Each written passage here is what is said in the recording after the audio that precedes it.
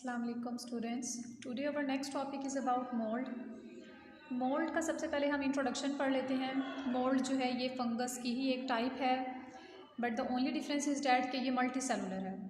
मतलब ये कि मोल्ड जो है ये फंगस की वो वाली टाइप है जिसमें मल्टी सेलुलर मल्टीपल और डिफरेंट काइंड के जो सेल्स हैं वो इसके अंदर मौजूद होते हैं। यहाँ पर एक बना हुआ है स्ट्रक्चर, उसमें आप देख सकते हैं कि ये मोल्ड की इन्होंने डायाग्राम बनाई भी है। एज़ यू कैन सी कि मोल्ड की जो डायाग्राम है वो बहुत ज़्यादा जो है वो सेप्टेट यानी कि ब्रांच्ड फॉर्म में आपको नज़र आ रही है। लंबे लंबे से धागे हैं, ठीक है, जो आपको इस तरह से नज़र आ रहे हैं और लंबी लंबी सी चेन्स बनी हुई हैं, ब्रांचेस बनी हुई हैं, तो इन्हें हम कहते हैं हाइफी। जब भी हम बात करते हैं हाइफी की, तो हाइफी का मतलब होता है एक ऐसा स्ट्रक्चर जो कि धागे की तरह का हो, मतलब जिसमें धागे धागे हों, चेन लाइक, नेटवर्क लाइक, एक जाल की तरह का उसका स्ट्रक्चर हो, तो उसे हम कहते हैं कि ये मोल्ड है। ठीक है, तो यहाँ पर बेसिकली मोल्ड की डेफिनेशन लिखी हुई है कि मोल्ड से मुराद जो है वो लंबी लंबी ब्रांचेस होती हैं, वो थ्रेड लाइक फिलामेंट्स यानी कि धागे की शक्ल के वो सेल्स होते हैं जिन्हें हम हाइफी कहते हैं, और ये जो है ना वो माइसीलियम बनाते हैं। इन शॉर्ट हम माइसीलियम इसको कहते हैं।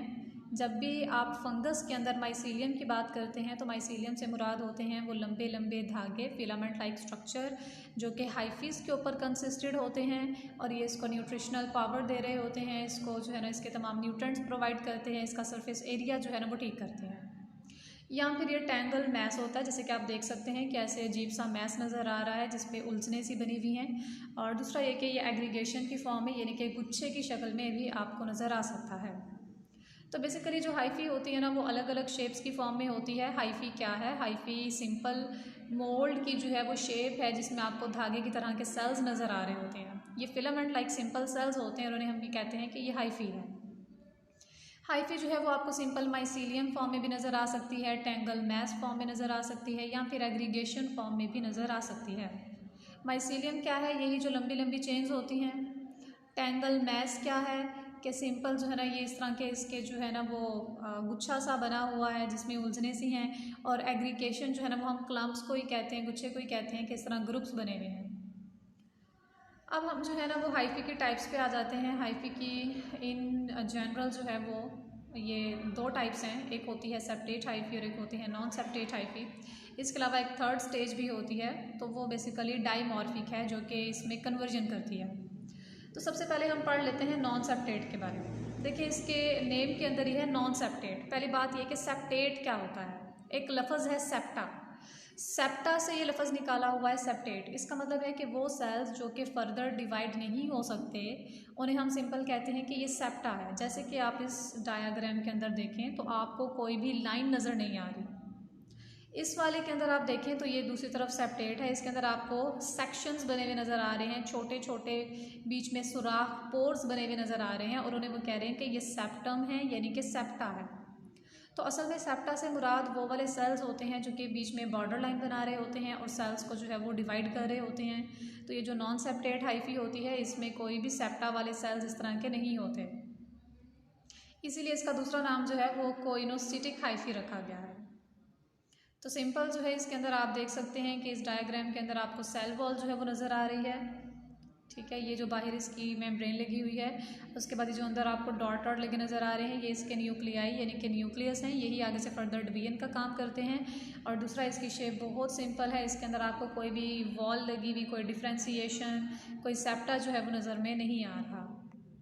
दूसरी तरफ आ जाती है सेप्टेट हाइफी। डेफिनेटली इसके अंदर जो है वो सेप्टा मौजूद होते हैं, इनके अंदर जो है वो क्रॉस वॉल्स बनी हुई होती हैं जो कि एक सेल को दूसरे सेल से डिवाइड कर रही होती हैं।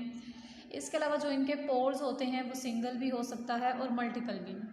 मतलब ये कि जो इसके पोर्स हैं वो मल्टीपल भी हो सकते हैं, एक भी हो सकता है, ज़्यादा भी हो सकते हैं, और उनका काम क्या होता है? सिंपल डिफ्रेंसीशन करना होता है। दूसरा ये कि इसके अंदर आपको साइटोप्लाज्म जो है ना वो फ्लो करता हुआ नज़र आ रहा होता है, और इसी को हम सिंपल जो है ना वो सेप्टेट हाइफी कहते हैं। जैसे कि इसके अंदर अगर मैं आपको दिखाऊं तो सबसे पहले बाहर हमें सेल वॉल नज़र आ रही है, उसके बाद जो अंदर छोटे छोटे से इन्होंने बनाए हुए हैं, ठीक है, पोर लाइक, इन्हें हम सिंपल सेप्टा कह रहे हैं। इनके अंदर वो जो बिल्कुल आपको थोड़ी सी खाली जगह नज़र आ रही है ना, उसे हम ल्यूमन कहते हैं। जब भी हम बात करते हैं ल्यूमन की तो ल्यूमन का मतलब होता है एम्प्टी स्पेस। जहाँ पर भी थोड़ी सी खाली जगह होती है, एम्प्टी स्पेस होती है, उसे हम ल्यूमन का नेम दे देते हैं। तो कह रहे हैं कि ये जो आपको पोर नज़र आ रहा है और पोर के अंदर ही आपको जो है ना ये सेप्टा नज़र आ रहा है, तो इसके अंदर ये जो खाली जगह है इसे हम ल्यूमन कहते हैं, ठीक है। और इसके अंदर साइटोसोल होता है। साइटोसोल एक जो है ना वो फ्लूइड लाइक मटेरियल है और इसके अंदर तमाम ऑर्गेनेल्स वगैरह जो है वो फ्लो कर रही होती हैं। तो ये सिंपल जो है ना वो सेप्टेट हाइफी का स्ट्रक्चर है जो कि आप देख सकते हैं। सिंपल इसमें हमें क्या डिफरेंस नज़र आ रहा है कि इसमें क्रॉस वॉल्स बनी हुई हैं, इसमें सारी ऑर्गेनेल्स मौजूद हैं, इसमें साइटोसोल है, इसमें जो है ना वो सेप्टा से डिफ्रेंसिएशन हुई हुई है। देन हमारे पास जो है वो फर्दर कैटेगरी है डाईमॉर्फिक।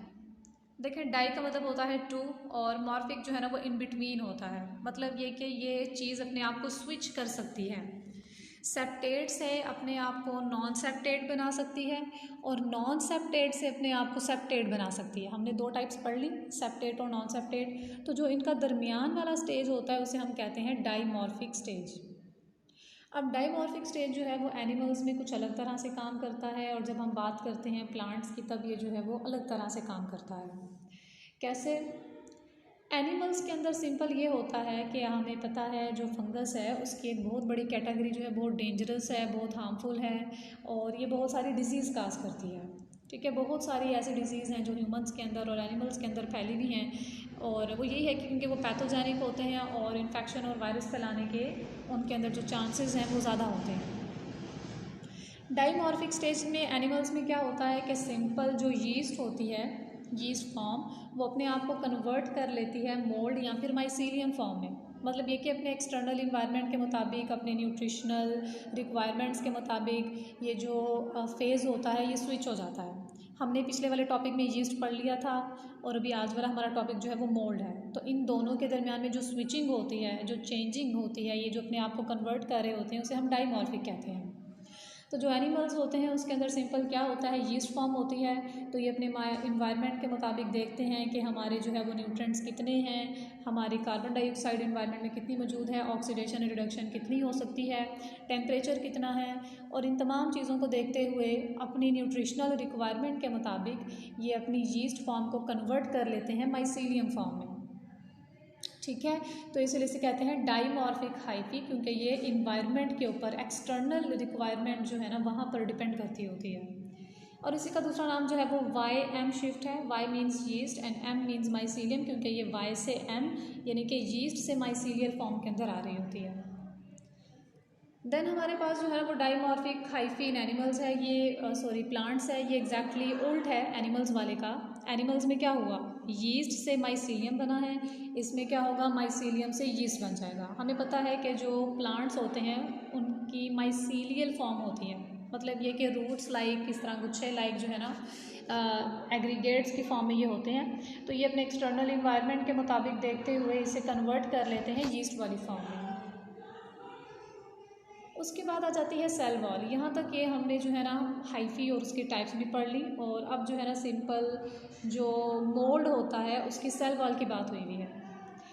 जो सेल वॉल है ना इसकी जो बाहर आउटर मेम्ब्रेन लगी हुई होती है वो काइटन की बनी होती है, ठीक है। अलग अलग तरह के मटेरियल्स होते हैं जो कि सेल वॉल की कंपोजिशन करते हैं। काइटन है, लिग्निन है, सेलुलोज है, ठीक है, पेप्टिडोग्लाइकन है। तो ये बहुत अलग अलग तरह के मटेरियल्स हैं जो कि सेल वॉल की फॉर्मेशन करते हैं।